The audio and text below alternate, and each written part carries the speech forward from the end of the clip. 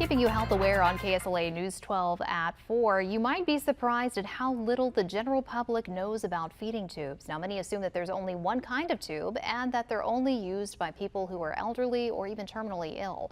But this week is National Feeding Tube Awareness Week, and Dr. Sudha Pandit of LSU Health Shreveport joins us now to tell us more. So thank you so much for joining us today. Thanks for having me. Let's dispel some of the myths about feeding tubes. A lot of people think that it's only for somebody who may be severely ill or in the final phases of their life, but that's not the case. That's right. So general conception in the general population is that it's only for severely ill, terminally ill patients. However, the feeding tube is individual needs based on whether they are going to need for a short-term nutrition goal or a long-term nutrition goal. For example, if the patient has survived cancer, let's say breast cancer or a lung cancer, but had to have a radiation, and that can cause the narrowing of the food pipe and they cannot swallow anymore. So those patients require long-term nutrition, so feeding tubes is required. And also if you have a stroke, then your swallowing ability goes down and you're not able to swallow anymore. So stroke patients, otherwise young patient, those patients also need a long-term nutrition needs, so through the feeding tubes. And other situation, for example, we call neurodegenerative diseases, for example, Parkinson's disease, multiple sclerosis, ALS patients. Now they might not require in the beginning, at the very early on the diagnosis, but as the disease progresses towards the later stages of life, they might need a long-term nutrition. To meet the long-term nutrition goals, you might need a feeding tube. So it's not always elderly and terminally ill patients. And sometimes you even see children that might require a feeding tube. Absolutely. If they have severe malnutrition for any variety of reasons, or if they have undergone surgery, then acutely you need short-term to meet a short-term goals, you need a feeding tube, and also long-term needs as well. And something that I think a lot of people don't know about, I certainly didn't, there are multiple types of feeding tubes.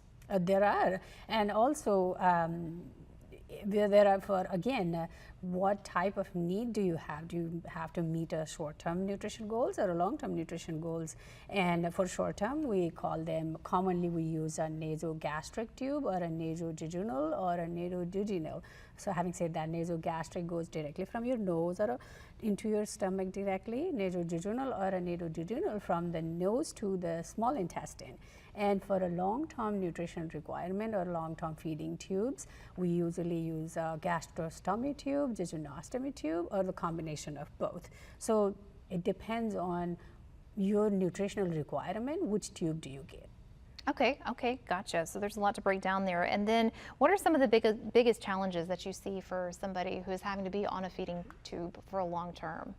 Yes, so receiving a feeding tube or getting a feeding tube is a life-saving event, but at the same time, it's a life-altering event.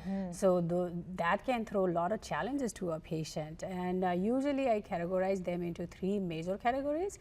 One is psychosocial challenges, second is the mechanical challenges related to the tubes, and third is the medical challenges. So the psychosocial can be, like social stigma pertaining to the visibility of the tubes, and so that can lead to social isolation, anxiety and depression, and that can create a huge mental toll on a patient.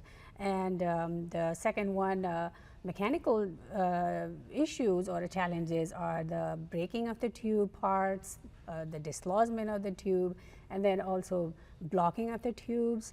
And third thing for a medical part is irritation around the skin site can be infected where you have the insertion site of the feeding tube, and also nausea, vomiting, diarrhea, constipation. If you're not sure about the scheduling of the feeding tubes, how much to give yourself.